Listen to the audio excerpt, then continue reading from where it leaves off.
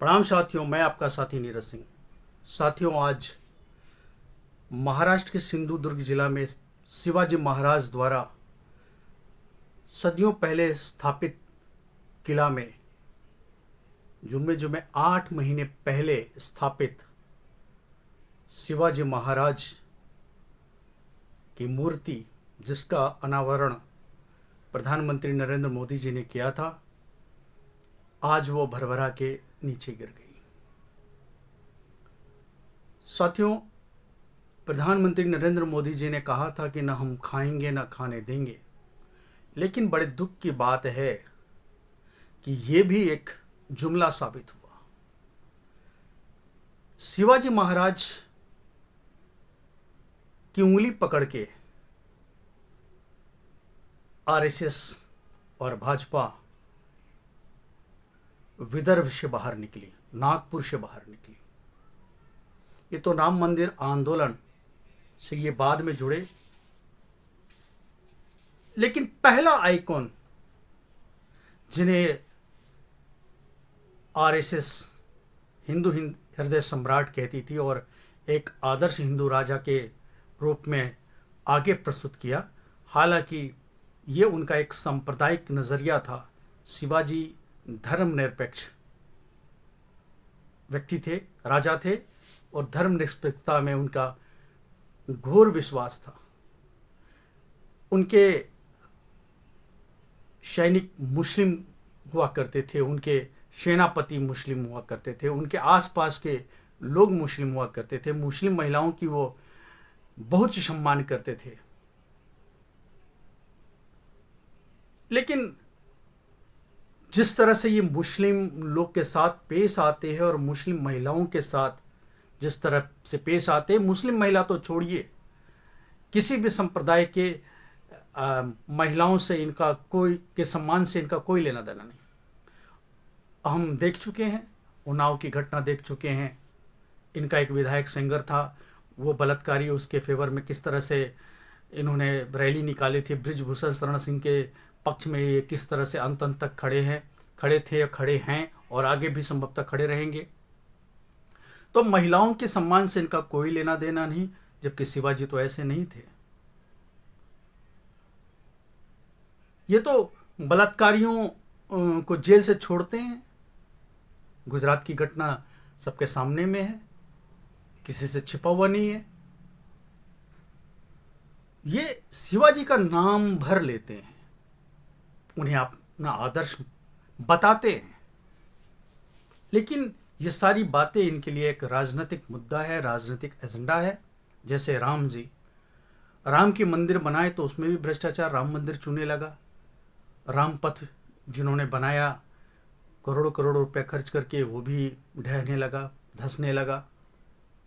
संसद भवन जो जिद करके कोरोना काल में बनाया 1200 करोड़ की, 12 अरब रुपए से की लागत से, उसका छत भी पहले ही बरसात में छूने लगा। ठीक इसी तरह से शिवाजी महाराज की जो मूर्ति स्थापित हुई, शिवाजी महाराज के किले में जो नौसेना द्वारा स्थापित किया गया, लेकिन बनवाया राज्य सरकार ने, उसे संबल भर किया नौसेना ने। तो क्या ये एक बड़ा भ्रष्टाचार का मामला नहीं है? इस पे क्या कोई जांच हुई? जो महाकाल कॉरिडोर में जो मूर्तियां टूटी ढही, क्या उस पे कोई जांच बैठी? जो अयोध्या में रामपथ जो ढह रहा है, भंस रहा है, क्या उस पे कोई जांच हुआ? राम भी इनके लिए एक श्रद्धा का नहीं, एक राजनीतिक एजेंडे का मुद्दा है। इनके लिए वोट बैंक का एक मुद्दा है। उसी तरह से शिवाजी महाराज भी इनके लिए एक वोट बैंक है। जिस तरह से संभाजी महाराज की हत्या के बाद पेशवाओं का राज्य स्थापित हुआ, और पेशवा कौन लोग थे, किस जाति के लोग थे?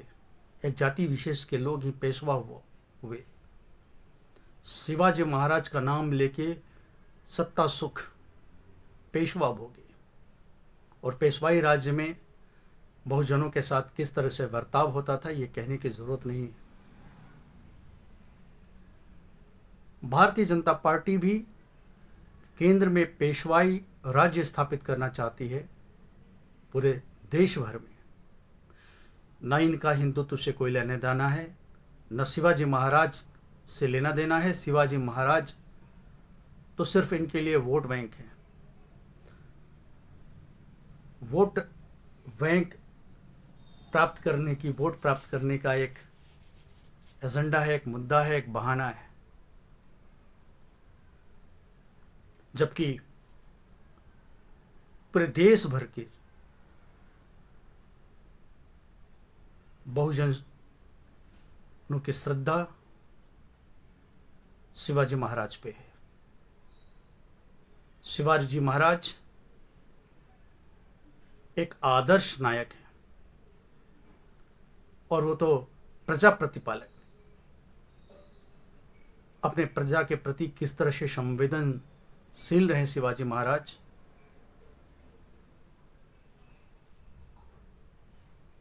और ये पेशवाओं लोगों ने सिर्फ सत्ता भोगा, शिवाजी के राज्य को अलग अलग टुकड़ों में बांट के उसे भोगा, लेकिन शिवाजी महाराज से उनका कोई लेना देना भी नहीं था। यहाँ तक कि शिवाजी महाराज की समाधि कहाँ थी, उनका स्थल, वो सब कुछ विलुप्त से हो गए थे। वो तो बाद में महात्मा फुले ने खोज की और शिवाजी की जीवनी पर प्रकाश डाला और उनका प्रचार प्रसार किया। तो फुले महाराज के आंदोलन में पंचर करने के लिए फिर ये शिवाजी महाराज की वो गीत गाने लगे, और जन जन तक उनका एक सांप्रदायिक छवि कि शिवाजी मुसलमानों से नफरत करते थे, मुसलमानों को काट मारते थे। अफजल कि शिवाजी द्वारा किए गए वध की वो चर्चाएं बार बार करते हैं, लेकिन वो भी आधी अधूरी और असत्य कहानियां वो बताते हैं।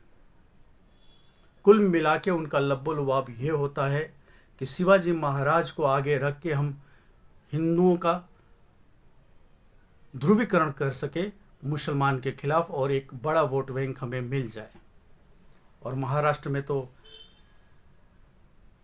कुछ बार वो सफल भी हुए हैं। जबकि शिवाजी महाराष्ट्र के लिए, जन जन के लिए एक प्रेरणा के स्रोत है, श्रद्धा के स्रोत है, और महाराष्ट्र में तो सबसे लोकप्रिय नायक शिवाजी हैं। चाहे वो किसी भी विचारधारा के लोग हों, शिवाजी को आगे रखते हैं। लेकिन भाजपा शिवाजी को आगे इसलिए रखना चाहती है ताकि उनका वोट बैंक का पोलराइजेशन हो सके हिंदू मुस्लिम में। महाराष्ट्र में बिना ये किए चल नहीं सकता है, हो नहीं सकता है। लेकिन ये कितने गिरे हुए लोग हैं कि बिना कमीशन खाए मोटी मोटी रकमें 50-50%, उससे भी ज्यादा कमीशन खोरी किए हुए ये रह नहीं सकते। शिवाजी की मूर्ति गिरा, इसका मतलब ही ये होगा कि इसमें मोटी रकम खाई गई और गुणवत्ता का, उच्च गुणवत्ता का ध्यान नहीं रखा गया, घटिया स्तर का निर्माण हुआ। इससे वो टूट के जो पांव है वो पूरे मूर्ति का भार बर्दाश्त नहीं कर पाया और वो गिर गया। इन्होंने शिवाजी का घोर अपमान किया है, अपने स्वार्थ की वजह से, अपने लोभ की वजह से, अपने भ्रष्टाचार की वजह से। न इनकी श्रद्धा न इनका लगाव राम से है, न इनका लगाव, न इनका श्रद्धा, न इनकी निष्ठा शिवाजी महाराज से। इन्होंने शिवाजी महाराज का अपमान किया है कमीशन खोरी की वजह से। कमीशन इनका परम धर्म है, रुपया बनाना इनका परम धर्म है। इनका सनातन से कोई वास्ता नहीं, इनका हिंदुत्व से कोई वास्ता नहीं। ये कमीशन खोर गिरोह है। पैसा बनाना इनका धर्म है। इनका न देश से मतलब है, न महिलाओं के इज्जत आबरू से मतलब है। ये महाराष्ट्र में हुए बच्ची के साथ दुराचार में प्रिंसिपल को बचाने की कोशिश करते हैं, केस एफआईआर दर्ज करे में हिला हवाली करते हैं, लेकिन पश्चिम बंगाल में, कोलकाता में आंदोलन करते हैं और ममता बनर्जी से न्याय की मांग करते हैं, जबकि मामला सीबीआई के पास में है। ये दोहरे चरित्र वाले, और देश में को ऐसे दोहरे चरित्र वालों से खतरा है। शिवाजी का उपयोग सिर्फ ये हिंसा फैलाने और बहुसंख्यक समाज में नफरत भरने के लिए सिर्फ करते हैं, वोट बनाने के लिए सिर्फ कर रहे हैं। ये सिर्फ महाराष्ट्र के लोगों का अपमान नहीं है, पूरे देश में जो शिवाजी के प्रति आस्था रखते हैं,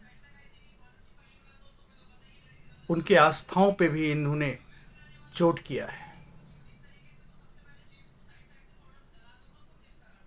महाराष्ट्र के मुख्यमंत्री ये कह रहे थे कि तेज हवा के गति से वो गिर गई भरभरा के मूर्ति, तो क्या निर्माण करते समय इस बात का ध्यान नहीं रखा गया था कि समुद्र तट है, समुद्र का किनारा है, वहाँ तेज हवाएं चलती हैं, या कभी भी जो आंधी आएंगी, साइक्लोन आएगा, तो क्या उस समय वो दिमाग में नहीं रखा गया था कि ऐसी भी परिस्थितियां उत्पन्न हो सकती हैं। तो इसलिए जो मूर्ति की गुणवत्ता है, क्वालिटी है, वो उच्च स्तर का हो, ताकि इस तरह की हवाएं चले, तूफान चले, आंधी चले तो मूर्ति भरभरा के न गिर जाए। जरूर रखी गई होंगी इस बातों को, लेकिन कमीशन का जो लत है, जो पूरे भाजपा का एक चरित्र है, इनके डीएनए में है, हर चीज में पैसा बनाना इनके डीएनए में है। इस कारण से खराब गुणवत्ता की मूर्ति बनाई गई और ये मूर्ति भरभरा के गिर गई। अब हम देशवासियों को इन घटनाओं से, चाहे वह महाकाल कॉरिडोर हो या राम गमन पथ हो, अयोध्या में राम मंदिर हो जहां पानी टपकने लगा, संसद भवन हो, नया संसद भवन 1200 करोड़ के लागत से बनाया गया, उसमें वो पहली बरसात में टपकने लग गया।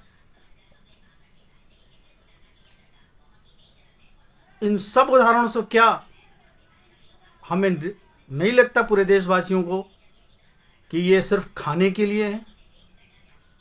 खाएंगे और खाने देंगे वाले हैं ये। इसलिए इस देश का भला तभी होगा, जितनी कमजोर भारतीय जनता पार्टी होगी वो देश उतना मजबूत होगा, देश का उतना भला होगा। ये हम पूरे देशवासियों को ध्यान रखना पड़ेगा। धन्यवाद।